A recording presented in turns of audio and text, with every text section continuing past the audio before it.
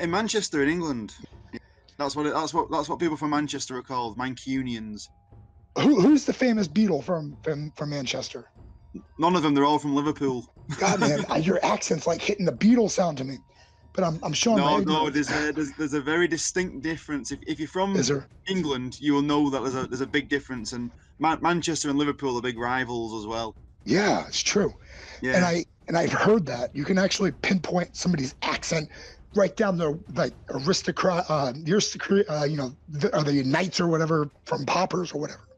Yeah. Trying to get my throat to work around words, man. I swear to God, I can say stuff.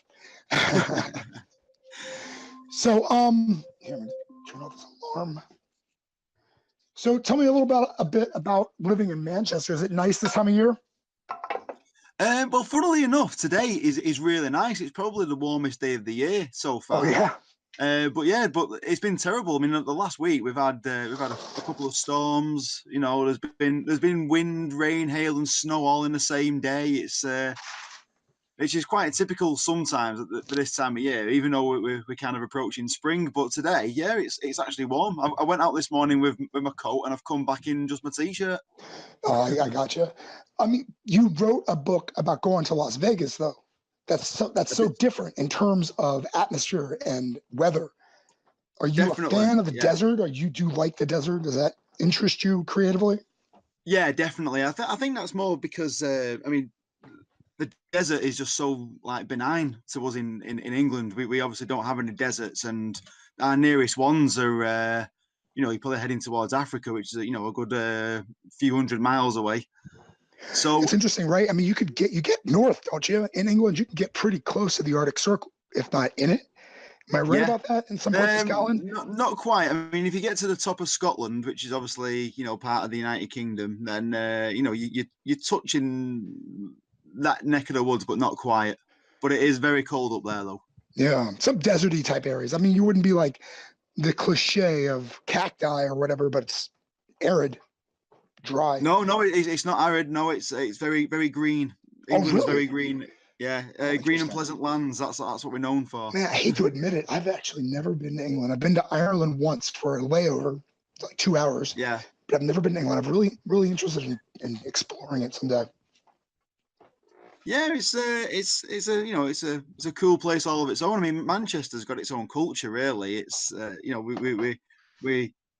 I mean, I suppose the north in general, which includes the likes of Liverpool, Newcastle, and Yorkshire. Like Leeds. We're a bit of a unique bunch, really. Where do you like if you wanted to go gamble? Do you go to Spain? Where do you go to gamble now? Oh no, we can do it in Manchester. There's you a can do lot it in of Manchester. Yeah. I mean, funnily enough, though, when I wrote this story about Vegas, gambling wasn't as accessible as what it is now.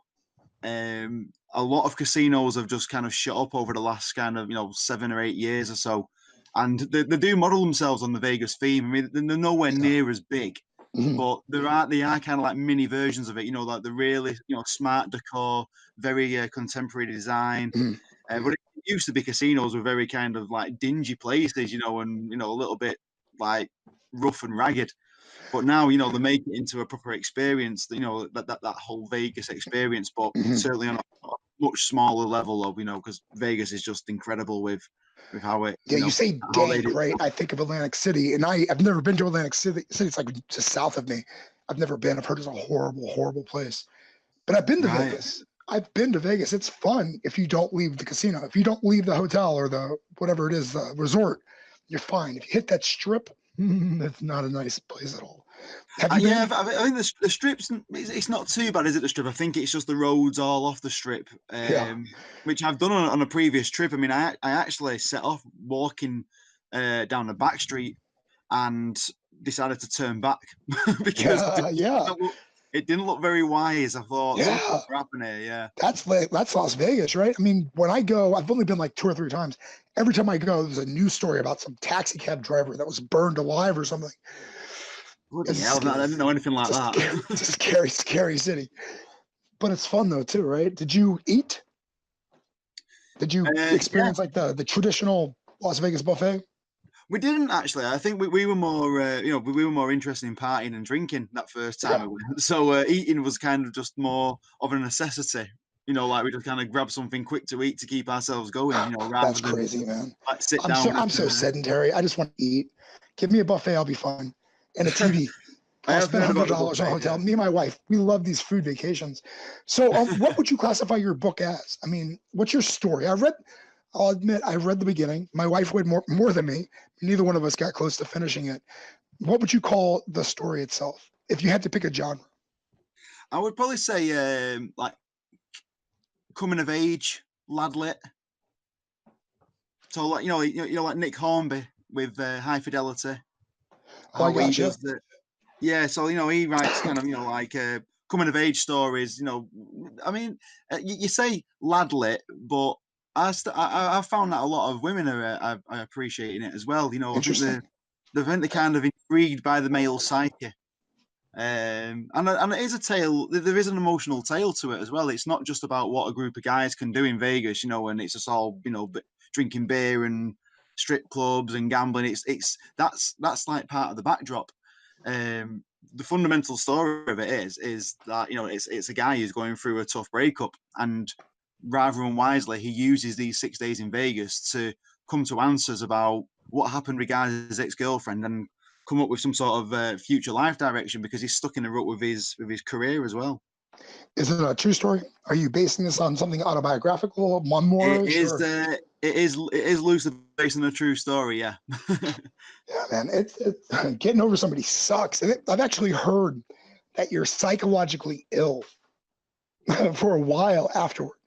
Like you could be excused for committing crimes, I think. Is that something you've never experienced? Breaking up with somebody, hell, yeah. I'm a human being. I've been broken up with so often. I grabbed my wife and chained marriage to her wrist, so she can't break up with me that easy. She keeps threatening it, but yeah, man, it sucks, right? I mean, what can you do? You want to fight the world to get her back or whomever back, and sometimes it doesn't work out. There's nothing you can do. I mean, I understand the stalker, right? The mentality behind somebody who does something completely wrong, because you get to that cusp. You get to the cusp of, okay, how far am I going to take this? I can't force her to love me, but I want to. You know what I mean?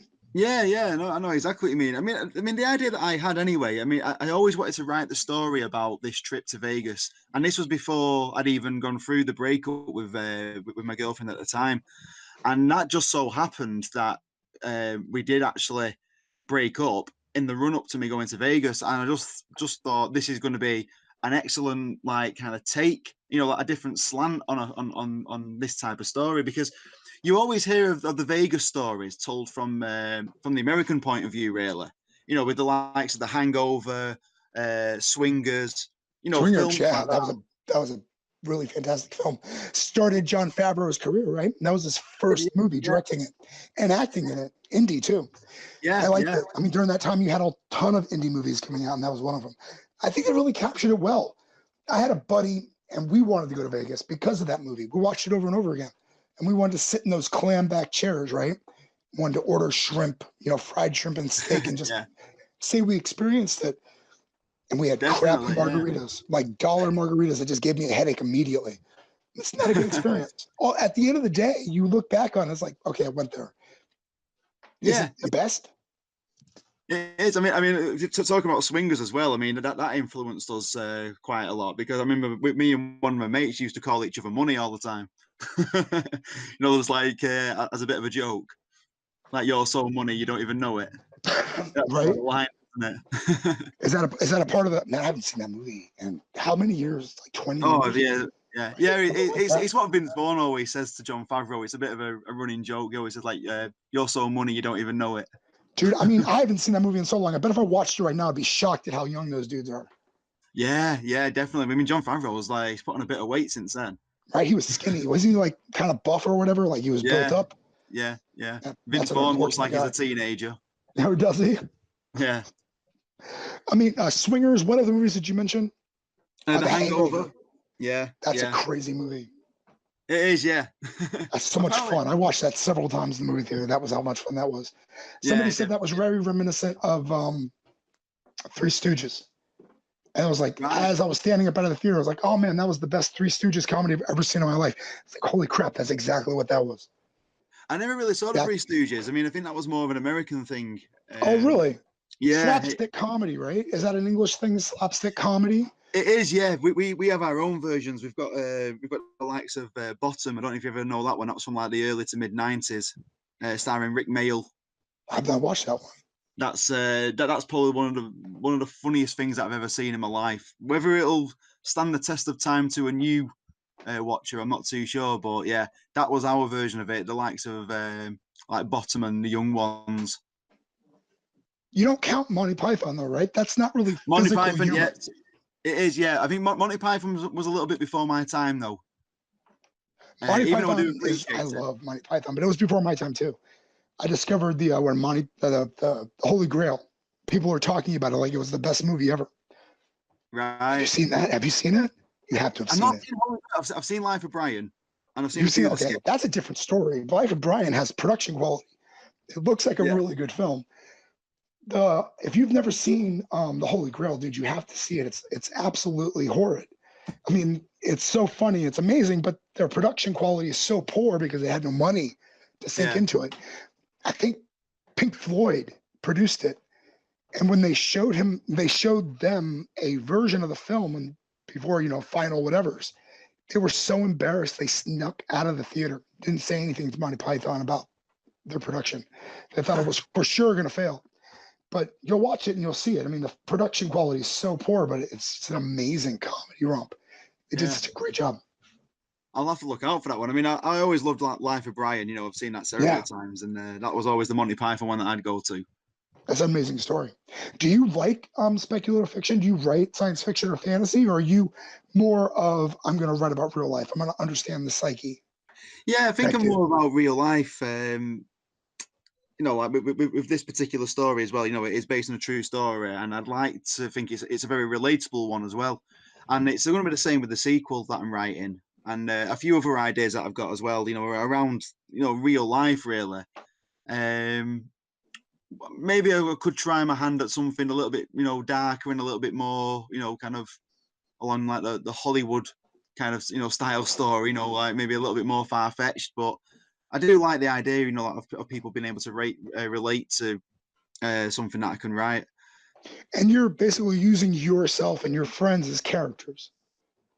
Yeah, I'm basically exaggerating the truth of everything. Are you married? Do you have kids? I'm not. No, I've got a long-term girlfriend. So, I mean, that's interesting stuff. I mean, you mind the breakup. I mean, I imagine you're going to mind the relationship, being a father, being married, these life things encased in these moments, right? Vegas was a moment for your group of friends. And what's the moment in the new novel? Well, it's when I mean, I won't like to give away the ending really, but it's based on more the career change that I went through, and it's based on a road trip that I took as well in America. Good stuff. But how I actually arrive at that road trip, I don't really want to say because I won't want to spoil the ending for anyone.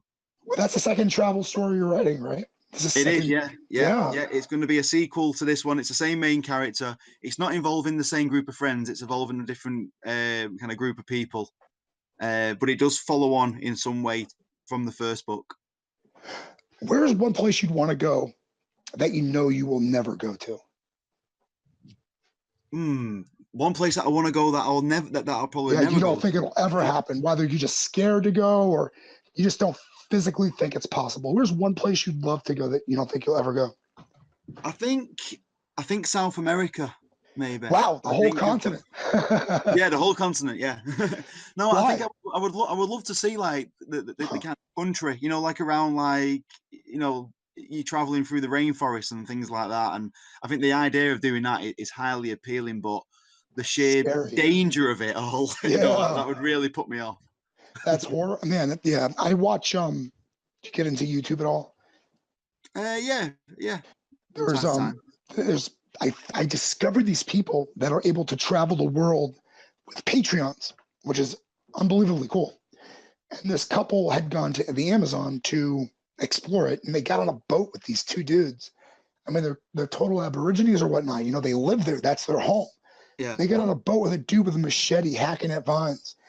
And I'm thinking, they're just two dudes. They're just a girl and a guy with a camera. He's got a machete. There's a guy standing behind them. They capture this guy every once in a while. It's not a happy-looking guy. You know what I mean? Not a lot of understanding in those eyes.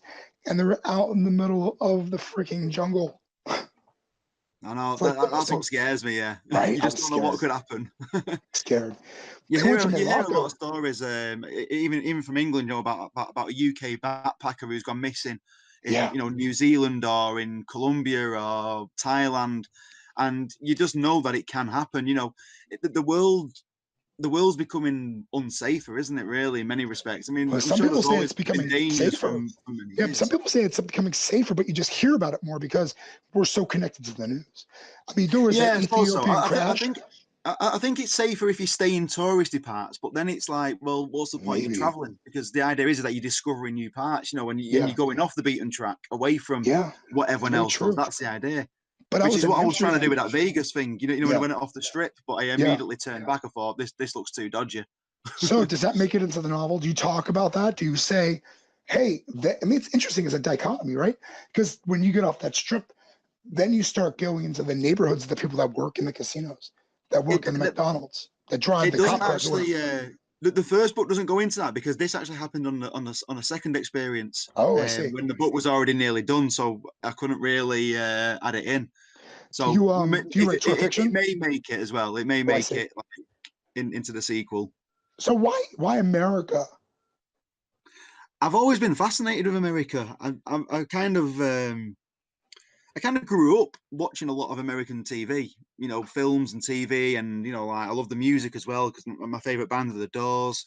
So there's always been this fascination, and because it's somewhere where, it's not as accessible to the people in the UK as what the rest of Europe is. I mean, I know things have changed over the last few years where like the flights are easier to get to East and West Coast America, but they are long haul flights, so not everyone can go. And I just think there's something magical about being out there, and I'm just fascinated with the land as well. I mean, the whole landscape of it, it's absolutely beautiful. And I suppose a lot of people from America could say the same about England, because there's plenty of places in England which are like so beautiful and scenic, and the same like the likes of the Lake District, which I only live like an hour or two from. But I think you don't appreciate what's on your doorstep, really. I think it's just because it's on your doorstep. But when you go to somewhere which is completely different, completely out of your comfort zone, then I think that's a bit of the fascination, because the road trip that I took was actually through the west of America. We went from Nevada, Arizona to California. So there's a lot of desert covered in that, and I was just completely mesmerized by it. And the desert's an interesting experience. I mean, there is nothing out there, and then you go through a town. You're like, how the hell do these people survive? Yeah, what do you do for a living? I noticed that. I mentioned that in the sequel, how I could just be driving for hours on end, and then all of a sudden this little settlement just appears out of nowhere, and then you're quickly out of it just as quickly as you entered it, and then you're driving again for another hour with nothing around. Like, how did they survive? You're thinking about those people going, man, how do you live out there in the middle of nowhere? What the hell do you do? That's all I think about. And there's places that I've only been to the West. Have you done anything over here on the East Coast? I've not, no. We were close to doing the trip a couple of years ago, but I think there's some circumstances where we just had to put it on hold. But New York is definitely on the bucket list, and I would love to do it. I'd love to do a bit of a road trip as well, around the east, around the East Coast. Maybe head towards like kind of come down at a bit of an angle and head towards Tennessee as well. Man, I highly recommend Tennessee. It's beautiful. It's really beautiful. Yeah, again, I mean, you got the music influence there as well, which obviously attracted to that. Are you a musician? I'm not. No, I do a lot. I do writing within music. I used to do a radio show where I promoted like the new bands, not just in England. I used to promote bands from America as well. And then I did another show where it was more like classic rock, really, but more the songs that you don't really hear in the radio. So like a lot of more B-sided type shows. But yeah, I write about music. I write like reviews. Interview bands, stuff like that. So I've been involved in music for about 10 years or so in that respect. Is this a personal project, or are you doing it professionally? No, it's kind of a hobby. It's called Sonic Bandwagon. The website's still up and running. It's sonicbandwagon.com. And you can see, like, you know, a lot of the reviews. Do you like more like that kind of everything under that kind of like rock music, you know? Rock. So you got, you know, like rock, blues, prog, metal, folk, indie, you know, everything that kind of falls under that kind of banner, really. And you say music does not get incorporated into the stories that much, or does it? Yeah, it does. I mean, it does, at the back of the book, there's a soundtrack listing. Oh, that's awesome. Yeah, let me grab it's more like all like classic rock songs as well. And I wanted to do it because I've been fascinated by soundtracks ever since I was younger as well. Oh, I used to collect dude. soundtracks. Top Gun soundtrack, it can Bill completely Ted change soundtrack. the film. I mean, soundtracks were how I got most of my music when I was a kid. If it wasn't in a movie, I probably wasn't, you know, listening to them at all. Yeah, I remember my mum and dad used to say, like, "How do you know this track?" I'm like, saying, "No, it was in such and such a film." It's like, and that's how I'd know about it, and that was kind of like my early, you know, like introduction to music, really. You know, and finding, like, discovering certain bands and artists. Dude, this is one hell of a list. It's long too. It's like 2.5 pages long. It is, yeah. There's a lot of songs on there. Yeah, there's a lot of songs. A lot of good songs too. Johnny Cash, Alice Cooper, AC/DC, Guns N' Roses. Yeah, something that everyone's gonna know most of them. Tell me about the cover. Did you design this yourself, or did you reach out to somebody?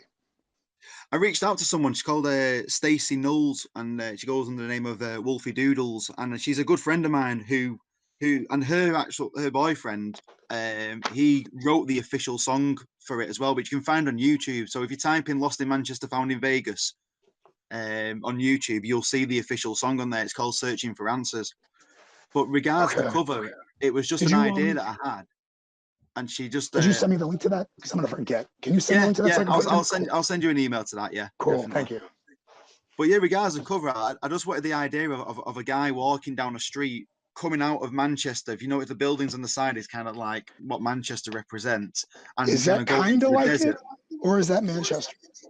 Yeah, that's Manchester. It's like, you know, big buildings, historical buildings, beautiful buildings as well. They always say about Manchester that if you're walking through it, always look up, because the buildings are, like, you know, are so beautiful. But, you know, that's the case for most of, you know, European cities, really.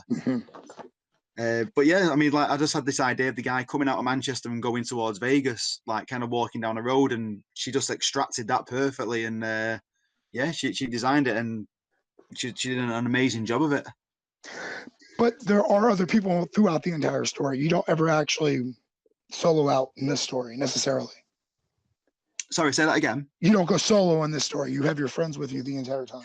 Yeah, there's my friends who are with me pretty much throughout, and there's obviously the people that we meet as well. You know, like what you do in Vegas, you just meet people, don't you, and get to know them on a night out, that you share that experience, and then, you know, it's on to someone new the next day. So yeah, it's just about, like, the weird and wonderful characters that you see in there. Well, you've been here twice. Do you think it helps having an English accent? Well, there was always a rumor, like, from a British point of view, that American women loved English men. That's always been a kind of like an urban legend. Now, there was a story which it didn't actually make it into the book, but this was a true story. There was a girl in front of me in a queue for the Earl of Sandwich in Planet Hollywood, and she was talking with a couple of her friends, and she was saying something about I think what one of her friends was saying, like, we need to get you away from men with accents. And she was like, I don't know what it is. I just find men with accents, like, so attractive. So I turned around to her as a joke and said, "So do you like men with accents then?" And I said it in a Manchester, like, accent, and her face just, like, dropped, and a friend had to get her away. She was like, no more. But yeah, so maybe it is true. But then again, I think it is, man. I worked in a hostel for a good number of years, and there was one group of people, men especially, who'd come in that you knew the women were going to gravitate to, and they were mostly British people. Yeah. Or Australian people, man. They were the worst. Australians were number one, the worst, because they're dogs. Everybody from Australia is like half dog, I think, because they were just getting into everywhere. It is quite as well. I mean, a lot of Americans, they always say to us, especially because we've got a rougher accent than the people from down south, which is probably what a lot of Americans associate British people to talk like, like your Hugh Grants and your James Bonds type of accent. But people Well, from my the James north. Bond has a Scottish accent, doesn't he? Doesn't? Well, yeah, Sean Connery, yeah. So I'm going down Roger Moore. I don't know. Are there other James Bonds? I don't know. What about the new guy? 6, Where is he I from? think in total. What's that? I'm sorry. I think there's about 6 in total, isn't there? Over the years. Do you have a favorite? Roger Moore was always my favorite growing up. Really? Yeah. Why is that? I think that was probably more the time. I think all the time. Yeah, I know, because he was more of a 70s. Was it more 70s? I think it was just what was always played when I was growing up. Yeah, he was. Yeah, he went into the 80s, didn't he, as well? But I think when I was growing up, when they used to show reruns of James Bond on on telly, they were usually the Roger Moore ones, and I think that was just who I gravitated towards at that point, really. Spy Who Loved Me is my favorite one, anyway. Spy Who Loved Me, yeah. Yeah. Again, Sean Connery. They did some campy ones for him too, unfortunately. That franchise really fell apart in the 70s and 80s. I think. Yeah, I'm not really a fan of him now. I've seen a couple of them since the Roger Moore days, but yeah, it's just like they're all the same story, aren't they? Pretty much. Yeah, they're comic book movies, right? I mean, that's basically what they are. They're comic book movies. What do you go into for movie wise? Do you go to see these comic book movies that are out all the time? They're just basically swamping the movie theaters every year, every month. Yeah, I've never seen any of the like the Avengers or X-Men or anything. How do you do that? I don't know. I do feel like I need to watch them, but I've seen every one of them. I'm actually embarrassed with myself. I can't believe I can admit that. I've seen every one of them. I've seen the whole thing, the epic from Iron Man to this dumb thing, Captain Marvel, or whatever. I've seen a few of them. I've seen like the Iron Man one, and I've seen all the Batmans because I love all the Batman films. Gotcha. And Spider-Man, but it's all the others off the back of it. I've just not really bothered to go to the cinema and watch them, really. But you have I've completely lost the order as well, so I have no idea in which order to watch them in now. Oh man, if you're not with it from like as they're coming out, you're completely screwed. It's impossible. It's a whole. I think they fit together. But what happened to the days when it was just Police Academy 1, Police Academy 2, and they weren't connected? You could go to the video store and just grab any of them off the shelf if you wanted to watch one. They only have whatever, and you grab it. Yeah. Same as the James Bonds, right? I mean, you didn't have to necessarily watch them in order. You could watch them in any way you wanted to. Oh yeah, I don't think I can tell you like what order the James Bonds are in. There's 25 of them, right? Yeah, and something like that. Yeah. There's a theory that they're different men with the same code. You know what I mean? They're different secret agents, and they just get replaced into that role when the original dies. I think that's probably what it has to be, because it's been going on for so long now, and if you're thinking like James Bond from the first one in the 60s right through to now, then it can't be the same guy who's spanned all that technology. Man, fandom is toxic though, isn't it? I mean, just what they've done to Star Wars and what these fans think they expect from these Marvel movies, and it's like they get catered to. So the artistic kind of integrity of the entire thing is gone. There's no surprise. If you don't do what they expect, they hound you in the press, it seems, not the press, but on social media. Do you go, I mean, you said you're a Batman fan. Did you get upset? Excuse me. Did you get upset with the Batman vs Superman or Justice League? Actually, I've not seen those two purely on recommendation because people have said that it's not worth seeing it. It was more the originals. The original kind of the first three with Michael Keaton. Sorry, the two with Michael Keaton, then with Val Kilmer, and then the three with Christian Bale. Good stuff. But yeah, I think I've stopped afterwards because I just think they're taking it too far now. Trying to keep reinventing itself, and and I think obviously there was a lot of media hype about the Christian Bale ones, and there wasn't so much about the one with Ben Affleck. So I don't really feel like I'm missing out by not watching that. So I mean, that's interesting. So what was your favorite movie in 2018? What would you recommend everybody see? In 2018, I think was that one out? That was out early 2018, wasn't it? The 3 Billboards Outside Ebbing, Missouri. I really enjoyed that one. Oh yeah. Yeah, I enjoyed that one. Did you like that? That was interesting. Yeah, I thought it was pretty good. Yeah, yeah. I was really surprised that was nominated for an Academy Award. Did you not like it? No, I thought it was interesting. I thought Woody Harrelson did a fantastic job. Yeah. I mean, I just didn't know it was a Oscar-worthy film. But you said you loved it, so that's interesting. I don't know. 2018, what my favorite movie is. I can't remember anything. You know what? You're right. I'm struggling to think because in the 80s and 90s, and even as far as the early 2000s, I could tell you like so many films, like that I went to see, and I can tell you in great detail. In 2018, I might have gone to the cinema about 6 times. I think that Billboard is 2017. I think that was the year before.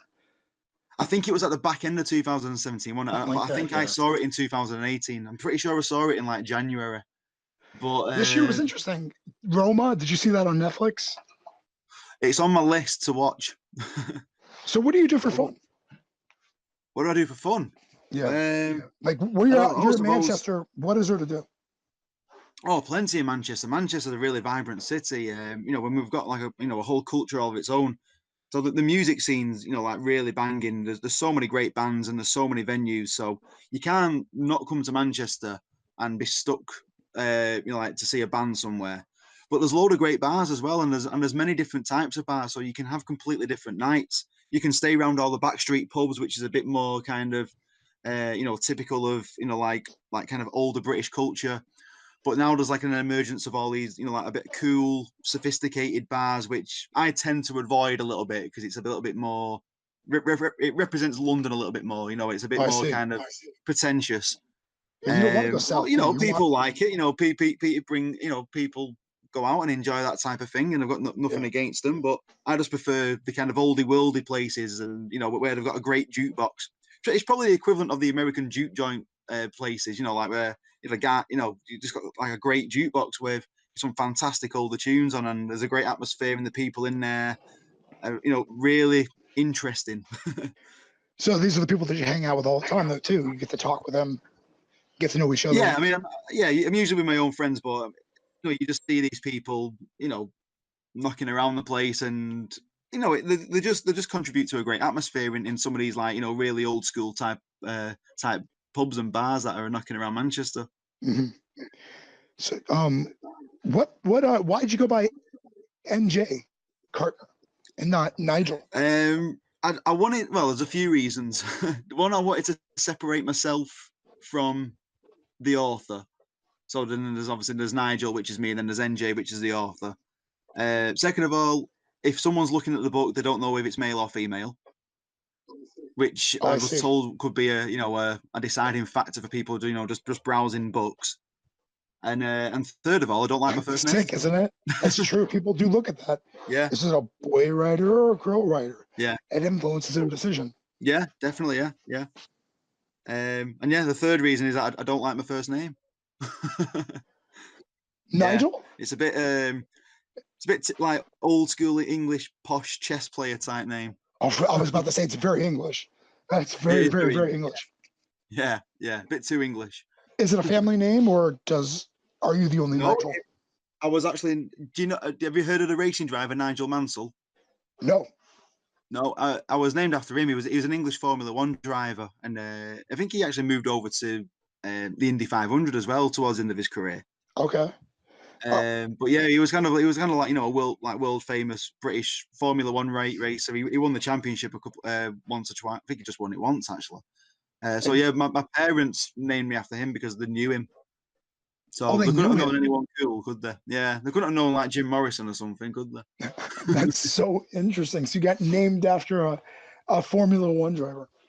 I did, yeah. It's better than what's going on nowadays, right? Like every baby is Ray or Kylo or some other ridiculous Star Wars thing. Yeah. They tend to. It's gone the other way, hasn't it? People trying to come up with really weird and unique names, and it just ends up sounding ridiculous, doesn't it? Yeah.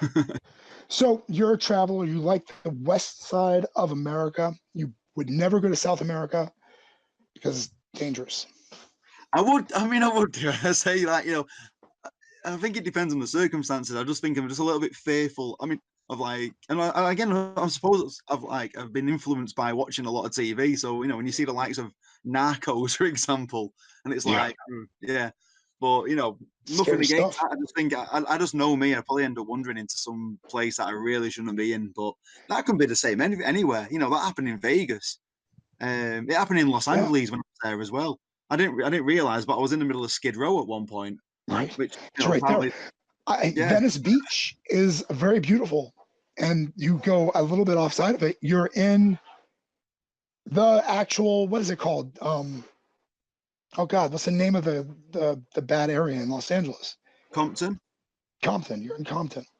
I mean, it's just We, like we, right we there. went to Venice Beach, and because again on this road trip, and we were really surprised with Venice Beach because you know it's been portrayed in a certain way, you know, amongst like British culture, and it was nothing like what it was. You know, there was a massive homeless community there. Oh man, that's America right now. I mean, it is in England as well, but I mean, Oh there yeah, it was just like you know, it was incredible, what the and it hell's was going sad to on? see as well. I mean, it's sick. I mean, you can't. I mean, it's not as bad in New York because in New York, people, we are very heartless. We don't give them places to lay down. We don't give them places to sit.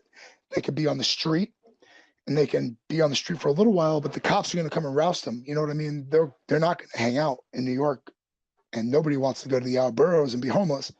Yeah, Kind of sucks here in the wintertime too, because it's really cold and it's really rainy in the fall and spring. So we don't really have like, we have hardcore homeless people who sleep in our subway system, I think.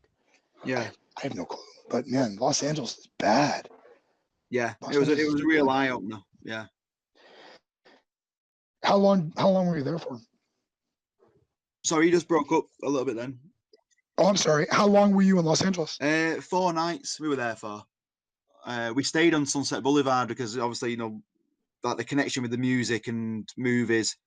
So I was in the Whiskey a Go Go and you know Rainbow, but we Yeah. took a trip down to Venice Beach a couple of times. I mean, the first time I went down, I was you know really unnerved, but the second time I think because I got used to it, no, it was a lot better. It was a lot more, you know, like it was fine. I mean, it's interesting, right? Because you have to adopt an attitude when you go through those type of situations. I think Yeah, you do. Yeah, because it yeah, can be intimidating, but it's really not. Because really, you're in public and you're in the daytime. Because I wouldn't recommend you being out 3 o'clock in the morning because that's when all the shit happens. You know, yeah, that's when the drunk people get rolled or whatever. But I mean, if you're out during the day, you're doing normal things. They're probably not going to pay attention to you because it's too dangerous to interact. I don't know. yeah. I mean, we It were approached happens. by a couple of people on the street, like asking us to buy their CDs, and that was a little bit. I won't say massively intimidating, but they were kind of very. You're English. How do you say no? But yeah. Did you buy them all, or what happened? Did you say, "Oh yes, yes, Well, I was please making wait"? up an excuse. I mean, the worst thing about it, right, is that my girlfriend said these guys came over, like saying, like you know, like buy our CD, and my Uh-huh. girlfriend said, "Oh, you've come to the right place because he's got a radio show." And I was like, "Why have you said that? Oh, Why?" why? So that obviously sparked an interest. So then they wouldn't let me go. You know, so I was coming up with an excuse, and I've got no money on me. And they were saying, "Well, we'll walk to a cash machine with you." Well, Oh an my ATM. God, yes, please. Let's go to a Yeah, cash machine. Will yeah, you please okay, yeah, enter my yeah. PIN for me? Please. Yeah, I don't yeah. want So to. I think in that respect, it was kind of like, you know, yeah, this is slightly dodgy. I mean, they probably wouldn't have done anything in public, but yeah, if I would have got my card out and got gone to an And ATM machine, the next thing you know, they've got a gun. No, I meant yeah, go to the ATM machine now, buddy. yeah. That's I horrible. can't believe That's my girlfriend said it though. I was like, are you crazy? Are you actually saying that to people who have just approached on the street, you know, with a obviously carrying a lot of attitude, saying, you know, buy my CD. Do you want to buy my CD? And say, oh, you come to the right place. This guy's got a radio show. I was like, don't talk to people, lady. No, don't do that. That's not good. yeah. You don't Luckily, it was say. during the day as well. Like you say, you know, if it was at night, it might have been a little bit different, but. I don't know. My mom visited me here, and we were in Midtown, and she's like talking to people. Like, lady, no, no, we're just trying to get Yeah. to the subway. Stop doing that.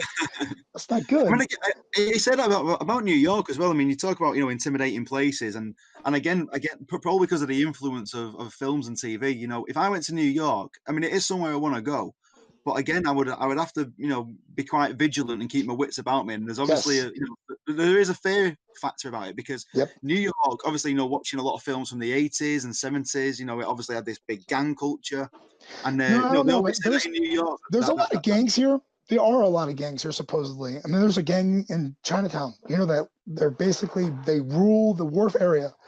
You know, there's Latin Kings up near Washington Heights. You know, they're enclaves of places where the gangs are very, very strong. Yeah. But what you have to worry about as a tourist, because where you're going to go is probably Times Square, the museums, you have to be worried about people dressed up like cartoon characters because they're dangerous. Don't take your picture with them. I mean, that's basically all you got to know. Don't interact with them. Walk around them. They're all incredibly dangerous people because they will mess you up. Do they actually like try and pick your pocket as well, even though they're doing that? I don't know. I've never had my pocket picked. But a friend of mine was on the subway with me. We were going to a movie, and he swore somebody was trying to grab shit out of his bag. I mean, you might see stuff unzipped. The funny thing about New York is that we've got some real poor people, and then we've got some really, really rich people. The richest in the world, and they live right next to each other. You know what I mean? There's 1,000 poor people that live in this building, and there's a couple hundred millionaires that live right next to them. I mean, it's just crazy. You ride the subway with people who are wearing North Face jackets, and then you ride the subway with people who are wearing duct tape on their shoes. And it's just a crazy, crazy city. Everybody lives the same way, out on the sidewalks, in the subway, in the bodegas. You know, we're living shoulder to shoulder with each other. And we're so different. And we hate each other. Oh my God, do we hate each other? Everybody hates each other in the city. You know, if you're a little bit different, we hate you. It sounds a little bit like London in that respect. So exactly. It's not very friendly, and it's Rome, Amsterdam, right? Where you can actually get through. Nobody's going to pay attention to you as long as you don't mess up. You know, in Amsterdam, you step in a bike lane, everybody hates you. They're going to stop their bikes. They're going to curse you out. Yeah. Otherwise, they wouldn't even look at you. You know what I mean? As long as you're following the rules, you're good to go. And as a writer, most of those rules are available on the internet, right? I mean, just how do I function? Stop and look. I'm an introvert. That's what I do. I don't like parties or loud noise. I like to sit back and I like to watch people interact with other people. Yeah. That's how I learn the most. So I don't look stupid. I hate looking stupid. I always say about New York as well, like that. Trouble finds you. You don't have to go looking for it. It'll find you. No, it's very true, man. One of my first experiences in the city, there was a dude laying down on the subway bench, and all I did was scoot away a little bit. You know, I didn't want him near me. His ass was showing, and it was kind of disgusting. So I scooted away a little bit, and it activated him. And he sat up, and he started inching closer to me. I'm not a small guy. You know what I mean? I can handle myself. I was in the Army. Yeah. You know, I know how to defend myself. But this guy really, really wanted to showcase that he didn't give one flying F about what I could or could not do, because he was going to do him. And it was horrible. You know, ass crack showing, ashy skin, no teeth, just looking at me like I'm his best friend in the world. Like, this is the worst experience. I mean, it's weird as well, because I mean, I say this about New York, you know, about this kind of, you know, this element of fear about going out there, but I suppose it's because, you know, I'm not from there. I've never been there, so you know, you don't really, you know, you kind of a fish out of water. Right, but you're only a fish out of water until you're not. You jump into the pond, you start swimming, you're good to go. But it's the same time here. I just say again. So many. It's the same in Manchester. You know, I mean, I know the place like the back of my hand. You know, and you know, I'm one of the natives, but you know, stuff can still and stuff can happen, and it has happened like even fairly recently. You know, with people. You know, can start a fight with you for no apparent reason, and that was the case, you know, about a month or two ago. So even on your home turf, you know, it can happen. So it's I don't know. I think it's just London, England. England's kind of like one of those knife places too, isn't it? Where you're not sure if somebody's going to pull a knife at you. Well, yeah, that's cutting you up a little bit. Yeah, it's becoming the knife crime in England. It's meant to be on the rise, you know, amongst like the teenagers, mainly in London and Birmingham. But you know, we get it in Manchester as well. And you know, I think the kind of politics of it now is like, you know, we've had enough, and they're really trying to work to stop that. You know, and try and get it reduced. And it is crazy because you hear of like 15-year-old girls walking through parks getting knifed, and you just wonder why. And you know, what's the whole point, and how does this happen? And you hear New Zealand, right? I mean, you guys have had terrorist attacks too. I think somebody killed a mob boss as well. Yeah. I mean, somebody killed a mob boss in New York City the other day, and I think it was just for shits and giggles. I think it was just because he's crazy. I mean, there's no point to anything that's happening in this generation that's coming up. And, you know, the next question I ask you is, what do you think is going to happen? Like in your place where you are right now, is it going to get better, or is this generation going to continue to get angrier and angrier and angrier, leading to the next generation coming up doing even worse things? I think it could possibly get worse because they put a lot of rules in place in British culture, kind of like for kids who were growing up in the mid-90s, where the kind of they lost a lot of discipline, I think. And I think with the emergence of social media as well, and like how people think it's all right just to troll people, like left, right, and Yeah. center, and hide. I would think that I don't want to get caught. My name is important. I don't want to besmirch it. But for some reason, these I don't care. They're anonymous, 100%. They don't have any doubt in their mind. Nobody's ever going to find them, and they can be the biggest scumbags ever. Yeah, yeah, and I think we lost a lot of discipline as well. I mean, I was fortunate enough. I think I was probably the last in along a generation where, you had like a bit of a fear of teachers and the police as well, and your parents, they sided with the teachers and police. If you did something wrong, and then all of a sudden it just kind of changed, and like they took the power away from teachers to properly discipline kids, and like police's hand, that their hands have been tied. Parents then started to side with the kids, and as if they can do no wrong. And I don't know, I think the whole system just kind of backfired a bit, and you ended up with this generation that, I don't know, maybe a lot of them have lost, like, the core values of what it's like to be, I think it's a civilization. I think just it's like a normal functioning human being. I think it's us. I mean, it's everything that we stand for. We've had an 18-year war in Afghanistan. We both did. We've been sending 18, 19, 21-year-old kids over there with bullets and telling them, go ahead, kill some human beings. Yeah. I mean, it's not a lot. 500,000 people, 1 million people. What'd you send, 15,000? I mean, this is not a lot of people that go do that. But I think you bring that kind of psychological rot back into your culture, your civilization. You're going to get people that are afraid. Yeah, you're going to create a lot of anger as well, and a lot of racism as well by doing that. And you're creating reactions straight away, and fear, man. We're scared shitless. I mean, we're scared. We don't know who's going to do it. Is it the white guy or the brown guy? I mean, who's going to do it? Is it going to be that guy or the other one? How am I going to get through today? Is it going to happen today? Is it going to happen to my wife? Right? I mean, that's what we're thinking. Yeah. And it seems like this culture coming up doesn't want to fear that anymore. They don't care. If they care, maybe I don't know. I don't have an answer for that. But you should, right? Because you're writing stories and that, and so am I. We're trying to understand what's going to happen at the end of the day. How is it going to affect me and my children? Yeah, definitely. Yeah. I mean, that's why, I try and write something which is a little bit more inspiring, and try and show people like there's a different way, and through traveling, and through, having good experiences, and, you work hard to be able to do that, to enable you to go on road trips around America. And speaking of working hard, how did you get your work ethic? I mean, you finished a novel, I mean, this isn't a cheap undertaking. This is like 70,000 words worth of effort, right? I think it's about 90,000. 90,000. Okay, we formatted a little bit shallow. 90,000 words is a freaking epic novel. So that's obviously a strong work ethic, because you got through it, you finished it, you published it, now it's in my hand, you sent it across the ocean, you have follow through. How did you get it? What'd you do? What do you think? Was there a magical recipe? Oh, definitely not. There was a lot of, I think a lot of it was just my own stubbornness and determination, just to get, like, just to write a book. It was always one of my major life goals, just to write a book. And it took me 7 years to do it as well.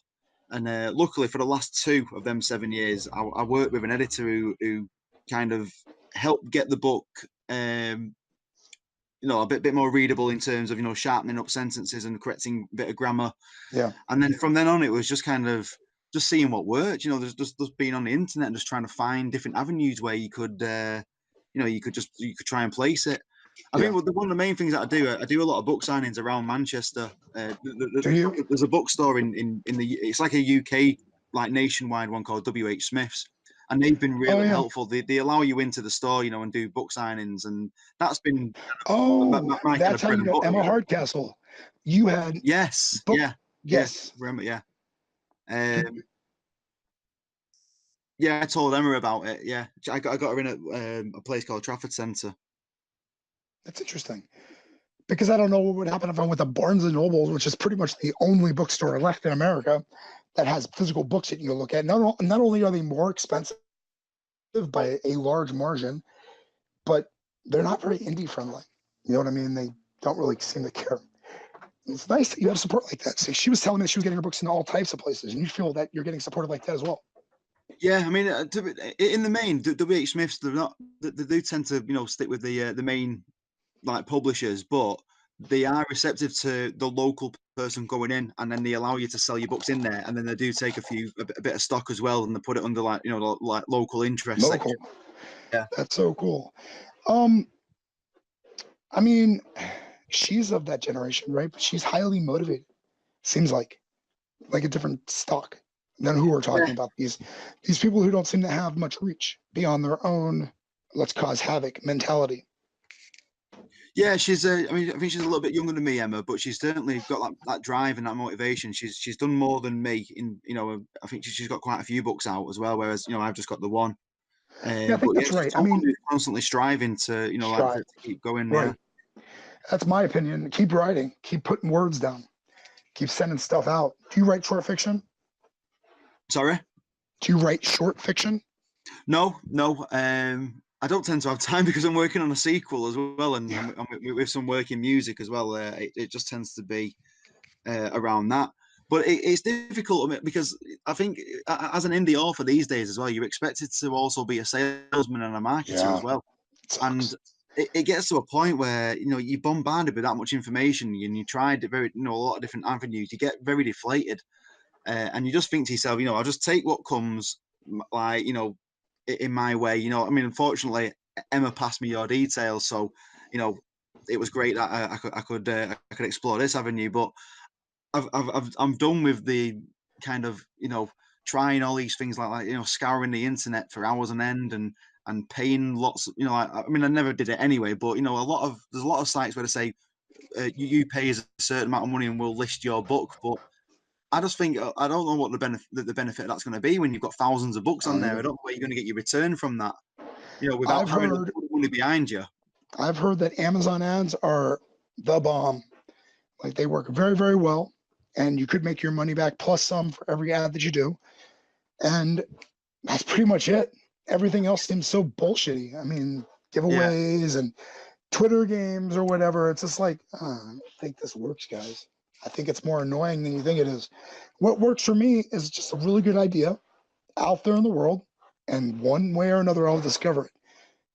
Like your book. I mean, I didn't do anything to find you. I met Emma Hardcastle 2 years ago on the internet, and now you're in my sphere of awareness. I think that's what it is. I mean, I think it's just like kind of let things run naturally, rather than force. And I do need to get onto the old Amazon thing. I just need to get my head around it a bit because I'm through. Yeah, you don't want to make mistakes. I mean, you have to craft the thing. You have to build it. You can't just throw nonsense at it and expect something to happen. You have to really sit down like you did your novel and kind of put the pieces together in the right way and making it pretty, nice. People want to look at it and buy your stuff. Interesting. Look and see what other people have done. I think marketing's horrible. I mean, I hate it. I hate it so much. I talked to a guy who said the way to do it is consider that you're a product. The authorial you is a product, and you just have to sell it. You're not that person. It's just a thing. And you can disconnect yourself from it. But I can't do it. I can even sell this podcast. I love talking to people because I feel like that is a great way to broaden yourself a little bit and the way you think. Definitely, yeah. I mean, certainly, like things like this are absolutely brilliant. Where you can just chat to someone and they've got the platform, like to put it out there and help you along. That's like a massive thing. I mean, the hope at the end of the day is that you develop a conversation with somebody. You develop, a back and forth because in tennis, that's the most fun you're going to have. You score a point, the other person misses the ball or hits the ball over your head. It's boring. It sucks. You have to go find it. You want to volley back and forth. You want to bounce that ball. That's why you play. Yeah, definitely. That's a good analogy. Yeah, I mean, right? You don't want a conversation when somebody's lording it over you that they're so smart. You want to feel like you're smart too, I think. Yeah. And I think everybody has something to offer. But marketing sucks. I hate it so much. I don't have marketing to offer. I think what I will do is I will get the second one out, and then I've got 2 books to go at, and I think but once that second one's out, I'll have a break from writing a third one, and I'll kind of concentrate on the marketing side of both books then, because I mean I think there'll still be a lot of mileage in it, because even with the first one, because I know people who've done like a quadrology. And when they do book signings, the first one came out like nearly 10 years ago, and they're still selling more copies of the first one than any of the others. So I think that's not a good sign. It's not a good sign at all. You sell a bunch of the first one, you're not sell any of the second. Chances are nobody's going to buy the third. It's so hard.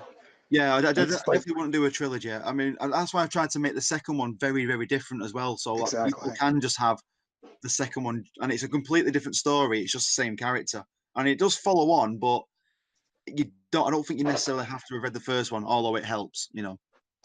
I've heard somebody said that dumping stuff on Amazon in bulk helps a lot. So like I'm working on a short story collection that's kind of a novella, kind of a novel. I'm going to dump that with my novel and another short story collection. I've got 3 things rapid fire right in a row. It messes with Amazon's algorithm, and I come out on top in whatever my genre is, especially if all 3 books are in the same genre. It looks really good. And I'm just front and center in everybody's eyesight. And I think if you can capitalize on that momentum and 3 months later, pound another 30-somethings down consumers' throats, you're also in a good place. And you spent nothing except on maybe a cover or editors. I just don't want to spend money on ads. I hate ads. You're my age. Do you like ads? Do you like? No. I always fast forward them on TV. I don't even have TV because of ads. I cut it out. I can't stand it. I don't want to know about your stupid product. I'll go to Amazon and I'll look up products and I'll buy the one I most want, not based on your advertising jingle or character. Or just don't like it. It feels intrusive. Well, that's what they say about Amazon, don't they? They say like that it's a search engine now, rather than being like a place to shop. Yeah. Google's the same way, right? I mean, you go there to get product information. You do not need it sold to you in some stupefying video, 30 seconds long. It just doesn't make any sense. It's a waste of my time. It's 30 seconds I can't get back. I wonder how much time I've spent watching commercials. I'd rather do something else. Yeah, but I don't want to waste people's time. Back in the 80s, when you couldn't actually, you couldn't fast forward through them or anything like that. Right. You had to sit there and watch them. And especially if you're watching late at night. I don't know if it was like this in England, but every single one of them is a 1-900 number for like sex talk or something like that. Yeah, we still get them. Do you? Man, I was like, dude, this is the worst. I'm like 13 years old. Why am I watching this shit? I was already corrupted so long ago. And the authorities are wondering what's wrong with me. What do you think? Was there anything that we should have covered that we didn't? I know we kind of ran all over the place, but that's kind of how these things work. No, I think that's it. I think just like you can get the book on anywhere on the internet, really. If you Google it, "Lost in Manchester, Found in Vegas," then I'm sure you'll come across it one way or another. Where can people find you specifically? Where do you want them to find your stuff? Amazon, Twitter, Facebook, website? Yeah, I mean, I've got a website which is njcartner.com. And then Facebook, NJ Cartner author. Twitter and Instagram is just NJ Cartner. So if you type in NJ Cartner, you're going to find me on one way or another through Facebook, Instagram, and Twitter.